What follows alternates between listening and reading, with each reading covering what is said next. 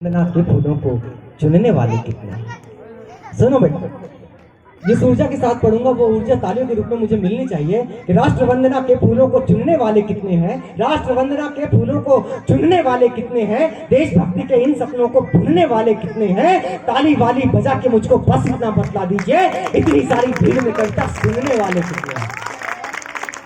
ताली वाली बजा के मुझको बस इतना बतला दीजिए, इतनी सारी भीड़ में कविता सुनने वाले कितने हैं। कवि की शक्ति को सहजता से आकलन नहीं करना चाहिए। कवि की शक्ति क्या होती है, इनकी शक्ति क्या है, मैं बताना चाहता हूँ कि शब्दों को जब साधे हम, कवि क्या होता है, शब्दों को जब, इस छोटे से भाई की बाबा ने मेरा दिल जीत लिया, बहुत शुक्रिया छोटे भाई।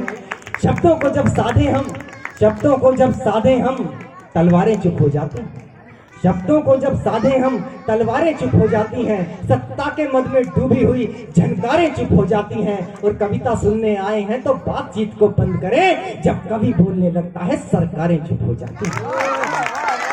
कवि होने के नाते जो हमारा दायित्व होता है, मेरे कवि बंधुओं का दायित्व होता है, मेरा दायित्व होता है, दायित्व को भी सुन लीजिए कि माँ वाणी की वीणा हूँ, अत्यंत विलक्षण साज हूँ मैं। क्या होता है कवि अनुराग भाई, सुनिए, माता जी सुनिए। और एक बात आपको बताता चलूं कि आज इस कार्यक्रम की कवियों की श्रृंखला है, उसमें एक उल्लेखनीय बात यह है कि श्रीमती प्रतिभा शुक्ला जी और श्री अनुराग शुक्ला जी आपस में माता और पुत्र का संबंध रखते हैं। एक परिवार में दो कवि, और बहुत महनीय उल्लेखनीय उपलब्धि है। मैं आप दोनों को प्रणाम करता हूँ। आपकी गरिमा में उपस्थिति में पंक्तियां पढ़ना चाहता हूँ कि माँ वाणी की वीणा हूँ, अत्यंत विलक्षण साज हूँ मैं।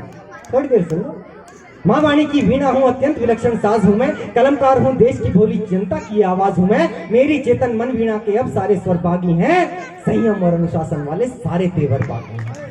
राष्ट्रवाद का अलग जगाने का बीड़ा है, सुन लीजिए, राष्ट्रवाद का अलग जगाने का बीड़ा है, सुन लीजिए। कोरी कविता नहीं है ये मन की पीड़ा है, सुन लीजिए। कट्टरता की तोप खड़ी है लेकर हमें दहाने पर, भारत माँ भारत की सेना और है देश निशाने पर। तुष्टीकरण की कड़वी गोली रोज निगलनी पड़ती है, इसीलिए हमको कविता में आग उगलनी पड़ती है। क्या बात है, क्या बात है। तुष्टीकरण की कड़वी गोली रोज निगलनी पड़ती है, इसीलिए हमको कविता में आग उगलनी पड़ती है। भावों का मंथन कर उनका तेज हलाहल पीता हूँ, कविता लिखता नहीं हूँ मित्रों, मैं कविता को जीता हूँ। देश काल की घटनाओं का वर्णन मेरी कविता है, कठिन समय में शिव का तांडव नर्तन मेरी कविता है।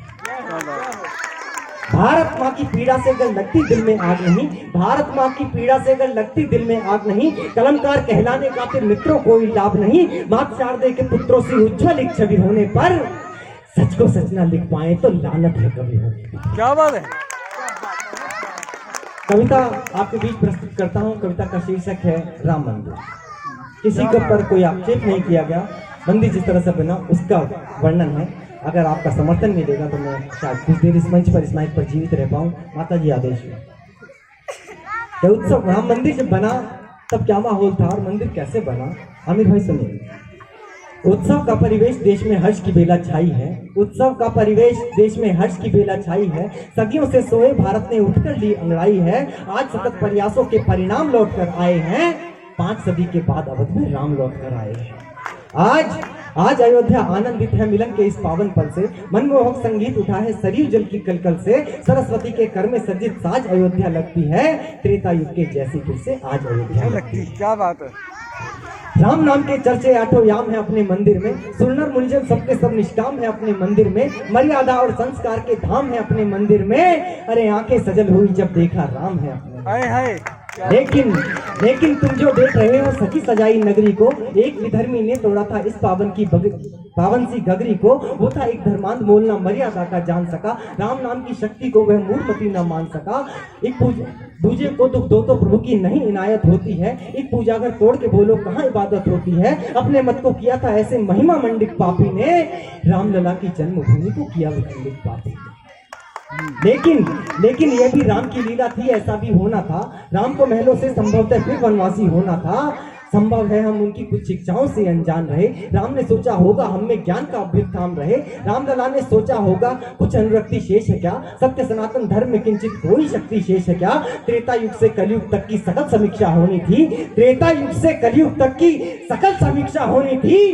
राम के भक्तों की सच मानो विकट परीक्षा होनी थी। ये तालियां आपकी कमजोर पड़ रही है, मेरी ऊर्जा मुझे वापस दे दीजिए। त्रेता युग से कलयुग की सतत समीक्षा होनी थी, राम के भक्तों की सतमानो विकट परीक्षा होनी थी, क्योंकि जिनकी मर्जी बिना जगत में होते ये दिन रात नहीं, जिनकी मर्जी बिना जगत में होते ये दिन रात नहीं, राम के विग्रह को छुपाना सबके बस की बात नहीं। ये तो संभव है कि विधर्मी मात लगा दे मंदिर को, वरना क्या औकात के कोई हाथ लगा दे मंदिर को। विध्वंसक धर्मान था, लेकिन ये अपने भी कम कम थे, राम विरोध के कुछ अपनों के हाथों में भी परचम थे, माता पिता ने नहीं बताया इसमें उनकी खता नहीं, कुछ का ये कहना था उनको राम कौन है पता नहीं। कुछ ने न्यायालय में जाकर केस कर दिया था डरकर, कुछ ने राम को पात्र काल्पनिक बताया था जी भरकर, और लिखूं क्या इन सब लोभी सत्ता के अनुरक्तों पर, और लिखूं क्या इन सब लोभी सत्ता के अनुरक्तों पर, गोली तक चलवा दी मिलकर सबने राम के भक्तों पर। अटकालिक सत्ता ने चाहा होता तो हो सकता था, जो कुछ आज हुआ है वर्षों पहले भी हो सकता था, लेकिन सत्ता मौन देखती रही सभी प्रसंगों को, राजनीति का रंग दे दिया राष्ट्रवाद के रंगों को, राजनीति का रंग दे दिया राष्ट्रवाद के रंगों को, राम राज के स्वप्न को फूटी आंखों से भी नहीं बुना, सत्ता के आसक्तों ने ना राम को अपना ध्येय चुना, सारे भारत में हमने वह विकट एकता देखी जब उत्तर से दक्षिण तक सबने जय जय जय श्री राम। इस माटी के कण कण में अवशेष हमारे राम का है। अंतिम 4 पंक्तियां पढ़कर अपना स्थान लूंगा।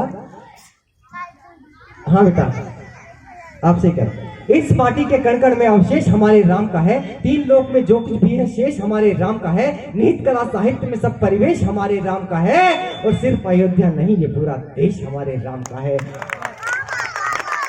राष्ट्रवाद की जय बोलो, सब धर्मों से ऊपर राष्ट्र धर्म है, किसी धर्म की बुराई करना मेरा उद्देश्य नहीं।